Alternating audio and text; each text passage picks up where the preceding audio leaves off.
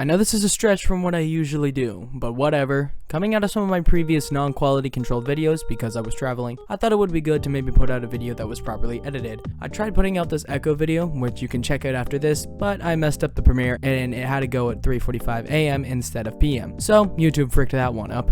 So as a hopeful rebound, I decided to make this video instead as a sorta, hey, I'm back now, and thanks for 1,000 subs.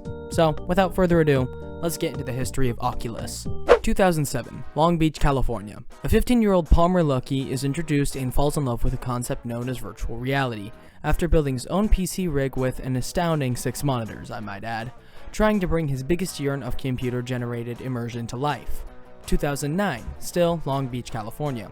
Palmer, along with one of his friends, founded the Mod Retro Forums, which would become a community that's mainly centered around portabilization, a hobby that revolves around turning old hardware devices like game consoles and PCs into self-contained portable units, mixing new and old technology. 2010, maybe, I wasn't able to find an exact date.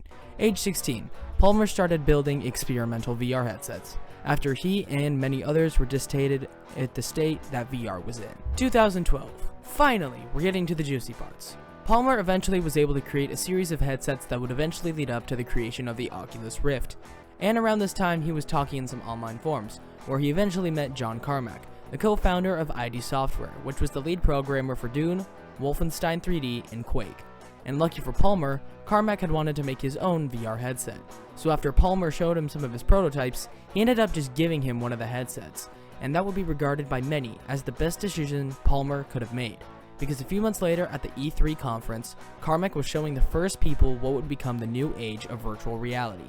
And within weeks, Palmer had dropped out of college to start the company we all know and love, Oculus VR. August 2012. With people going crazy for Palmer's headset, he decided to launch a Kickstarter, which garnered massive success, even receiving endorsements from big companies like Gabe Newell of Valve. And within 24 hours, they received $670,000 from 2,750 people. And within 3 days, they'd broken $1 million.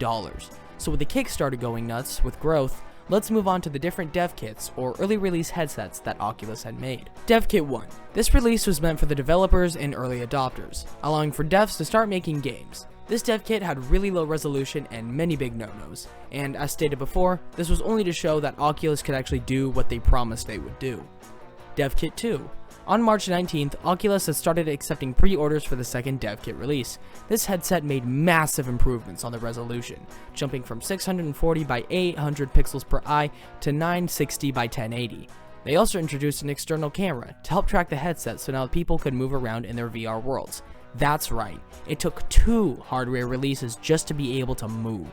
2013, March. A ton of things happened. I wanted to maybe find a way to fit these into somewhere, but I found it easier just to rapid fire these since so much happened to Oculus in a short time, so here we go.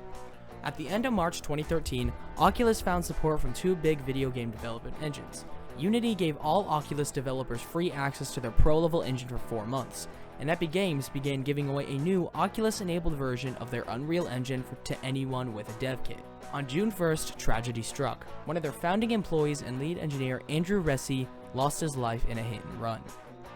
On June 17th, Oculus raised their first big traditional venture capitalist as exposed to Kickstarter round of funding.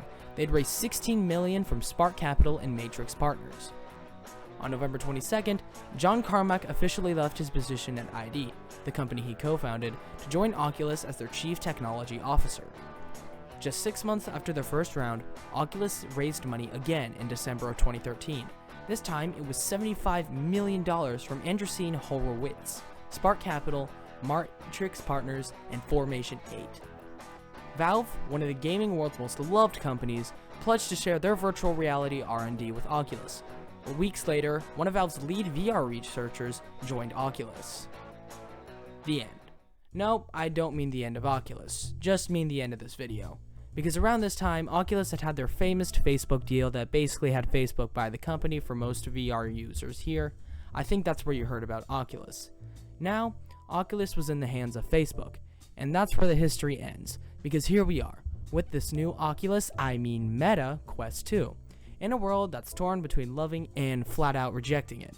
And I'm not here to dictate which side is right. It's just, this is where Oculus as an underdog startup company ends. So, with that said, I want to thank you all for watching, and if you did enjoy this video, then please tell me in the comments below, and who knows, this video gets enough attention, I may make a video about Oculus after being bought by Facebook, but who knows. Anyway, with those closing statements, I will be signing off, so thank you all for 1,000 subscribers, I hope you have a great rest of your day, viewer, and I will see you in the next video. Peace out!